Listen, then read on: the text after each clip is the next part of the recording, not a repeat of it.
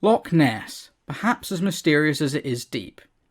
This lake reaches some 755 feet down at its lowest point, making it the second deepest lake in all of Scotland. The lake is of course known for its lake monster, Nessie. This beast is often described as being plesiosaur-like, but at times has been described as other creatures as well. Today we're going to take a look at these sightings and establish whether or not they are valid, or if anything was seen at all, and if the things seen were misidentified, whether they were common objects, whether they were common animals, or whether they were hoaxes, either perpetrated as pranks or deliberately to garner attention. We start in the year 565, with the first alleged account of the creature. This is in the hagiography, The Life of St. Columba, written by Adrian of Iona. The book describes that St. Columba comes to the edge of a river, the River Ness. Here he finds a group of Picts trying to rescue a man from the water. When questioned, the Picts say that the man had been taken by a water beast, a creature half lion and half fish, which had dragged him under the surface, never to be seen again. Deciding to stop the creature, St. Columba took one of his followers and ordered the man to cross the river. When the beast appeared, St. Columba made the sign of the cross and said the following: "Go no further. Do not touch the man. Go back at once." This drove the beast back into the river, and it was never seen again.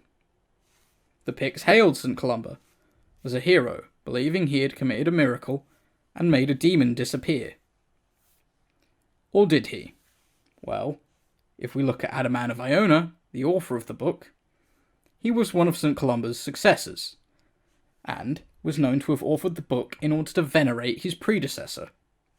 When we look at other things that happen in the book, they include St. Columba doing other sort of magical feats, curing diseases or banishing demons. We can safely assume that St. Columba didn't really perform exorcisms, and didn't really encounter a water beast, especially when we look at the book and compare it to historical accounts at the time. The book doesn't line up with historical facts.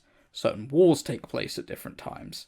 Certain diseases take place in different areas in order for St. Columba to come along and cure them. This really is a result of Adrian of Iona twisting history slightly so that St. Columba could be saintly, so that he could perform miracles. Adrian of Iona himself would go on to gain much fame for his hagiography, and even became a saint.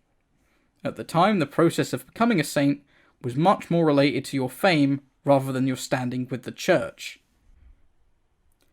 After this point, we have many stories of various lake monsters in Scotland, but these are creatures that are clearly of folklore, of selkies and kelpies, creatures that are referred to continuously as water fairies over the course of the years. Some of these accounts do take place in and around Loch Ness, but they do not describe anything similar to either St. Columba's account or later accounts, and these accounts describe creatures as having magical properties, and encountering Scottish folk heroes who we can say from historical records do not exist. It is not until the 19th century that we begin to see tales of what we could describe as the Loch Ness monster. The first of these alleged accounts take place in either 1871 or 1872. We don't really know, and the only person listed as having seen this take place is D. Mackenzie, a man whose name we don't fully know, nor are there really records of him existing. Apparently he had seen something churning in the water. We never get a good description of what this was, but I'll propose a theory. The writhing mass that Mackenzie supposedly saw was simply a group of eels feeding. This would explain the writhing, snake-like motion described, and why it was happening in Loch Ness, a place known to have plenty of eels. In 1888 we got a more substantial account of the creature, this time coming from Alexander MacDonald, who claimed to have seen an animal emerge from the loch and sprint some 50 yards. Speaking to Alex Campbell, the water bailiff of Loch Ness at the time, he described the creature as somewhat salamander-like. This obviously conflicts with later descriptions of the creature as reptilian, and also conflicts with the idea that the animal is entirely aquatic. It also does not match the earlier description given in the account in the book The Life of St. Columba. So what did MacDonald see? Well, it could have been a greater crested newt, an animal which can reach up to 20 centimetres and is fairly fast for an amphibian. But the creature he described was implied to be fairly large. So what could it have been? Well, I believe that it was likely an otter with some sort of disease, perhaps mange. It would be another 45 years before there was a sighting of a monster on the loch. This time it would again be Alex Campbell who was tasked with documenting the sighting.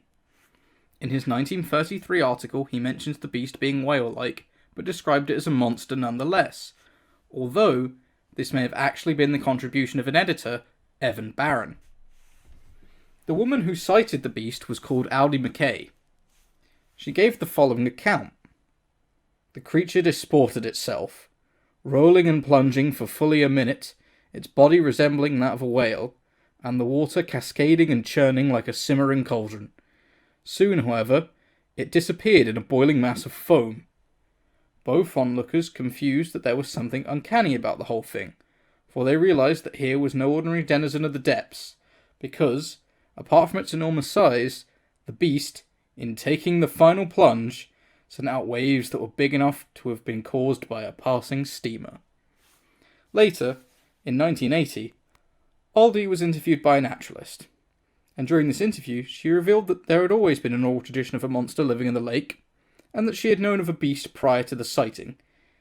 Indeed, Campbell's article at the time made an allusion to this beast, stating that there had always been an oral tradition, but there were never any recorded sightings, at least in terms of writing. The tradition must have been wholly oral. What was it that Aldi McKay saw that day? Well, the sea lies a short jaunt up the River Ness beyond the loch, in a firth. In this firth we see whales and dolphins all the time. But none have ever been sighted in Loch Ness. What I will say is that other lochs in Scotland are known to be home to whales, even species as large as the humpback whale.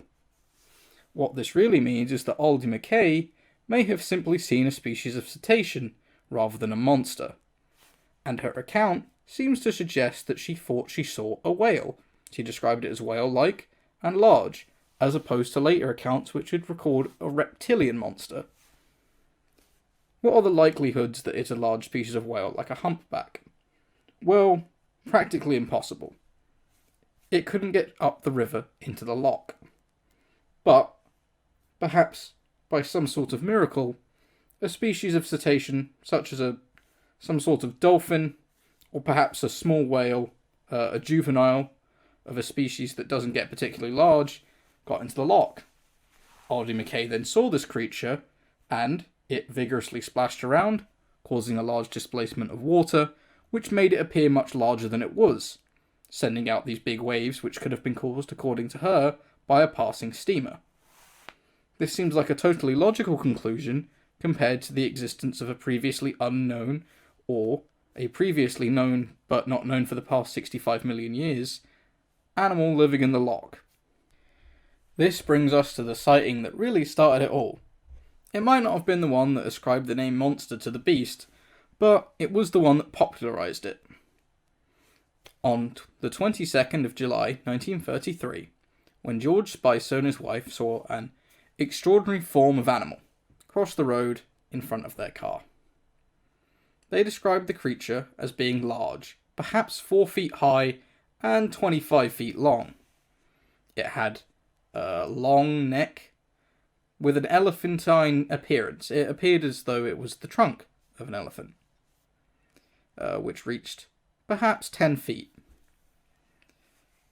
They saw no limbs on the creature, and it slowly made its way across the road towards the loch, walking perhaps 20 or 30 yards, leaving a trail of destruction in its wake. Spicer described it as the nearest approach to a dragon or prehistoric animal that he had ever seen in his entire life. They also described it as having a long neck. They said that it had an animal in its mouth, and that it was fairly big, with a high back. They also described the creature as being fast, moving too rapidly for them to really get a good look at it. On the 4th of August 1933, the Courier, a local newspaper, published a report of the sighting. This then triggered a massive amount of public interest and caused a widespread hysteria, as well as a string of further sightings. This then caused the idea of the Loch Ness Monster to be solidified in the public consciousness. At least in the UK, it would take some time for it to disseminate across the world. So, what did George Spicer really see? Well, it's likely he didn't see a single animal, and neither did his wife. What is more likely is that he saw something akin to a group of seals moving on land, or something like that. But you may be wondering, where does the elephantine trunk come from? Well, they did say that it had an animal in its mouth. And not even an animal, perhaps. This was some sort of stick or a piece of plant. Really, it doesn't seem like a great description. These are people that have hardly seen it as described in their own account. It went across the road so quickly that they didn't get a good look at it. Also, the size of the creature, some 25 feet long, would make it one of the biggest animals on land, especially in Scotland. So the idea that it wouldn't leave a noticeable trail is a bit ridiculous. And I've not seen much about further investigation of the spot, and they did say it trampled down some undergrowth, but if a creature that large were to regularly be moving around in the area, it would leave trails. We see this with other large animals. Elephants and rhinos, for instance, will clear trees and undergrowth out of their way, creating large paths through the bush. If no such paths existed on the shores of Loch Ness, we could safely assume that there was not a large animal moving around there. There's also other suggestions. It could be an animal such as an elephant seal, which would certainly describe the elephant-like trunk and the size, but the likelihood of an elephant seal getting into Loch Ness, many, many miles away from where it should be, are very low. I like the suggestion that, if they saw anything, it was simply a group of regular seals moving across the road, and that the trunk was some sort of misinterpreted detail. Later that year, Hugh Gray would take the following photo. According to Gray, he was out on a walk with his dog when he spotted something in the lakeside and decided to take a picture of it. He got the following blurry image. Many suggestions have come up for what this is over the years, with there being three main camps. One, that this is actually just Gray's dog retrieving a stick from the water. Two, that this is a swan with its head under the water. And three, that this is an otter rolling on the surface of the water. In 1963, naturalist Maurice Burton came into possession of two lantern slides, contact positives from the original negative. Further inspection of these, when projecting them onto a screen, revealed that the picture was nothing more than an otter rolling on the surface in the fashion that they usually do, which confirmed the third camp of speculation that the image was simply a blurry otter. At 1 a.m. on the 5th of January 1934, Arthur Grant would take his motorcycle out for a late-night ride around the northeastern edge of Loch Ness. Whilst on this ride, he would nearly hit a beast. Grant described the creature as having a small head attached to a long, thin neck. After the creature saw him, it ran back into the loch. Grant went searching for the creature, but couldn't find any trace of it, only seeing ripples in the water. Grant then decided to produce a sketch. The sketch, at a later point, was examined by zoologist Maurice Burton, who, as we just discussed, debunked a previous picture of the beast. Grant stated that the creature was more like an otter or a plesiosaur, but Burton, upon seeing the sketch, decided that the creature was simply an otter. The long size and weird shape of the creature has actually been ascribed to Grant not being able to see it properly in low light conditions. So, what did Grant really see? Well, I think Burton offers a good conclusion. But, rather than it being an otter, I think it was more likely to have been a seal. Again, a seal with something in its mouth, a stick, or some other such thing. And late at night, this is going to give the appearance that this is a creature with a long neck and a tiny head. The surgeon's photograph, or as it should be more accurately called, the gynecologist's photograph, was for a long time lauded as the most concrete evidence of an unknown creature living in Loch Ness. However, today we know it is a hoax. How did we find this out? Well, the photo was first reportedly taken by Robert Kenneth Wilson, a London-based gynecologist, and it was then published in the Daily Mail on the 21st of April 1934. However, Wilson really didn't seem to want to have his name associated with this, despite it being a big discovery which would have made him quite famous. This is why it became known as the surgeon's photograph. His name was hardly ever put next to it. According to Wilson, he saw something in the loch, took a picture of it, but only 2 of his exposures came out well, which means that of the 4 shots he took, only 2 are really even worth looking at, and only one of those isn't very blurred. And the one that isn't very blurred shows, as you can see on screen, something with a long, thin neck and a very small head, in a swan-like pose. And at the time, there wasn't really any good explanation for this. In fact, it'd be 6 decades before we had a good explanation for this. We knew that the photo scale was off.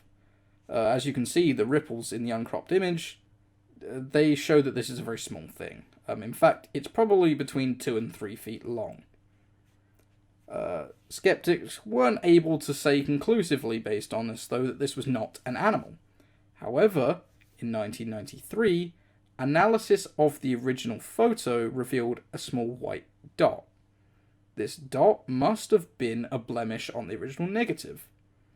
But what is the dot? Well, it's the cause of the ripples. Probably a string being used to tow an underwater object, which the thing we can see in the image, the crane-like construction, was attached to. Then in 1994, the photo was revealed to be an elaborate hoax. This was in the book Nessie, the surgeon's photograph exposed, which contained an important facsimile of an earlier 1975 article. This article had been lost to time, and no one had really paid any attention when it came out. The Telegraph article describes that the entire thing had been an elaborate hoax perpetrated by Christian Sperling and Marmaduke Wetherell. Wetherell had been publicly ridiculed for making a mistake in relation to the monster. You see, he had mistaken footprints made using those taken from a taxidermied hippo as footprints of the monster. And everyone at the Mail, where Marmaduke had worked, then decided to take the mickey out of him. In response, Wetherell enlisted the help of his son-in-law and set about constructing a false Nessie. The false Nessie was made from a toy submarine, and the top is simply made from putty. After testing it in a pond, the group went down to the loch and took the photo. This was then sent to the Mail, where it was published, and Wetherell got his revenge. This is also why Wilson decided not to put his name next to it. It would have revealed the hoax straight away had anyone known that Wilson was friends with Wetherell. In 1953, fishing boat Rival 3 picked up something large on its sonar. It was noted as being about 146 metres in depth. It followed the boat for roughly 800 metres before contact was lost. Previous sonar attempts had not provided any evidence of a monster. Well, what could this sonar show? It could be practically anything. In fact, it could have been a large collection of organisms that appeared to resemble one big organism. We don't really know. We also know that there is a possibility that large species of already known animal live in the loch, and that maybe this was just a particularly large individual. There's nothing really to say other than this isn't evidence of a monster, this is just evidence that there was some big object under the surface of the loch. In 1955, Peter MacNab took the following photo. This shows Urquhart Castle, quite a famous landmark in the region. As you can see, there are 2 black humps in the water, which are implied to be the monster. The photo was not initially made public until it appeared in a book in 1957. and then in 1958 it was published in an article by the weekly Scotsman. The author of the article, Ronald Binns, wrote that the phenomenon which MacNab had photographed could easily be a wave effect resulting from three trawlers travelling closely together up the loch. Keep that thought in mind, it will come in important later. Other researchers then considered the photograph to be nothing more than a hoax. For example, Roy Mackel requested to use the photograph in his 1976 book. He then received the original from MacNab, but discovered it was different from the photograph that appeared in White's earlier book. The tree at the bottom left in White's was missing from the negative. It is then suspected that the photograph was doctored by rephotographing a print. So, what was this? Well, the actual answer probably lies in Ronald Binns' earlier proposal. If you use mathematics and the height of the castle, which luckily for us is one of the only well-known reference points in any photo of the Loch Ness Monster ever, very convenient that none of them have that, we can then see that yes, if three trawlers were to be travelling at the opposite direction, it would create a wave of that size travelling at the correct speed to be the monster and the hump that we see. So, mystery solved really. This time completely mathematically solved. Peter MacNab had simply taken a disingenuous photo, leaving out the trawlers that were clearly just off the edge of the screen. In 1960, we got our first proper bit of footage of the monster, courtesy of aeronautical engineer Tim Dinsdale. Dinsdale had gone out to actively find the monster, but hadn't found anything until the last day of his search. It was then that he spotted a reddish creature with blotchy skin swimming through the water. He took out his camera and managed to film around 40 feet of its movement.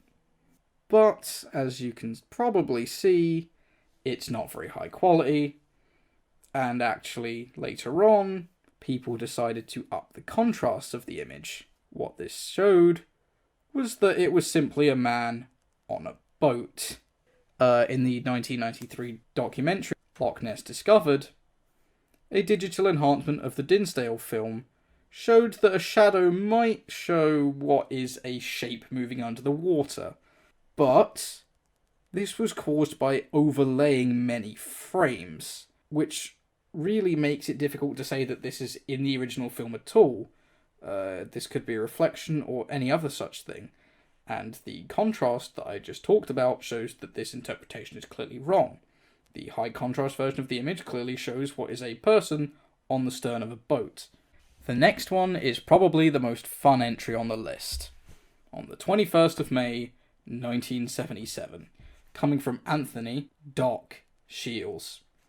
Shields was camping next to Urquhart Castle to find the monster, and he just so happened to take some of the best pictures of the monster ever, apparently.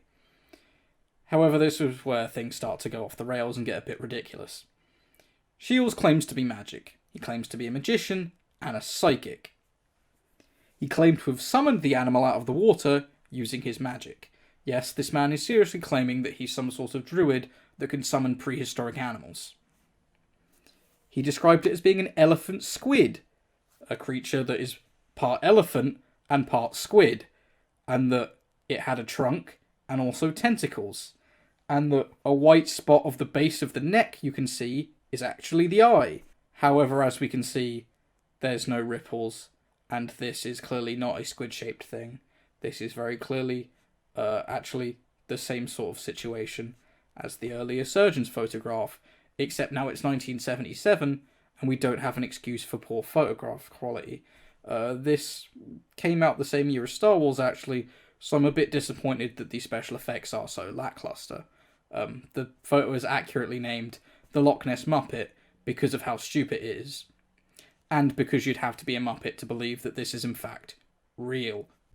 We then jump all the way up to 2007. So, we're now in the territory where we have good quality cameras, and where people are starting to carry smartphones. So really, these next few should be conclusive. There's no real excuse. Their camera quality is high, they have stabilization, and practically everyone at this point had some sort of camera, be it a smartphone, a digital camera, or an old-fashioned camera flip phone. So this was taken by a laboratory technician, Gordon Holmes, and it shows a thing, which is apparently meant to be 14 metres long. And this thing was even described by a marine biologist as good evidence. How ridiculous. As we can see here, this incredibly, incredibly low quality and very, very zoomed in video shows a shape under the water, which could be practically anything. And it's definitely not 14 metres. We can see from the zooming in and the fact that there's nothing to scale it off that this is probably an example of something quite small, actually. It was focused on in documentaries around the time. Also, there was some suggestions that it was a seal or an otter coming from skeptics, which is a very good idea. In fact, that came from the marine biologist who had originally said it was good evidence, so he sort of redeemed himself there. After 50 or so years, we're now back in the territory of sonars, this time with an image taken by Captain Marcus Atkinson, and this is a sonar image. It shows a 1.5 metre wide object in the water, which followed the boat for about 2 minutes or so, at a depth of about 20 metres. This ruled out the possibility that it was a fish or a seal. However, scientific suggestions are that this is simply a bloom of algae or zooplankton, and I have to agree. This is probably a great explanation for any sort of sonar-based evidence we find of the Loch Ness Monster. It's probably a collection of microorganisms forming a large cloud underwater, which is then picked up by the sonar and simply appears as one big mass. We're now on to another Loch Ness Muppet situation, a very fun one. This time courtesy of George Edwards, who had taken this photo in 2011, but didn't publish it until 2012. Edwards was a veteran of the loch, having searched it for some 26 years in order to find the monster. In fact, for about 60 hours a week, he would be out on the loch on his boat, Nessie Hunter 4, taking tourists out for rides to see the lake and what lived in it, and hopefully to spot Nessie, but I don't think any of them ever did. Edwards said that, in his opinion, the monster looked like a manatee, but was not mammalian. Which is strange, because manatees are mammalian. I suppose he could mean it means more reptilian, but if it was a reptile that looked like a manatee, then it would look mammalian while still being a reptile. It's a very strange description. According to him, the beast does not have 3 humps. This is actually 3 separate animals, which are all manatee-sized, which to me sounds a bit ridiculous, because if the monster is a manatee-sized animal, couldn't it just be a very big seal? Or, as he suggested, 3 very big seals. He sort of shot down his own sighting there. And as you can see, the photograph is very clearly a fiberglass hump. It's the same as the Loch Ness Muppet and the surgeon's photo. It's a fraud. And we know it's a fraud because Edwards was involved in a documentary that used this exact same hump. Also, Edwards had insisted that a bunch of other previous hoax photographs were genuine, and that he had taken an earlier photograph in 1986, which had been proved to be fake, was also genuine. Edwards, I don't blame him for what he did here, really. His business was based around the tourism coming to the loch because of Nessie, so for him to create these hoaxes and insist they were true, and insist all the other previous hoaxes or easily debunked evidence was true, was putting money in his pocket. And can you really blame a man for trying to get money in his pocket to buy himself food and things that he needed?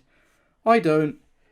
It is a bit ridiculous that people actually believed him, but at the end of the day, it's harmless, and anyone with a reasonably skeptical mind can see that none of these accounts are actually very good, and even the photographic evidence is people being very disingenuous.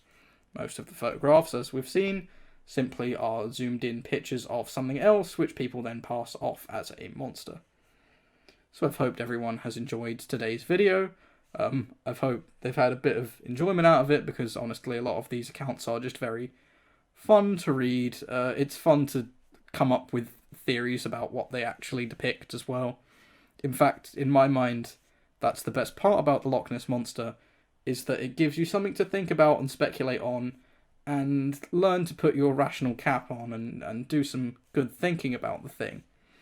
You have to work out exactly how someone comes to a conclusion that this monster is some 15-foot tall plesiosaur-like beast, and not just a seal or something else that could be seen in the loch.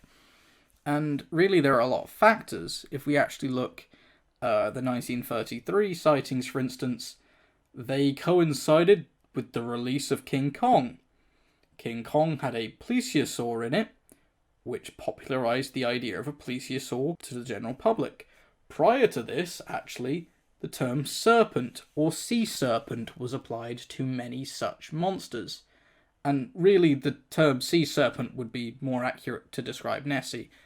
Its body and movement are, serpentine, and it moves like a classical sea serpent, but more on that in the next video, where I intend to take a look at the biomechanics of the creature and DNA evidence, and really prove that none of these people could have seen Nessie, because Nessie is biologically and evolutionary impossible. So keep an eye out for that.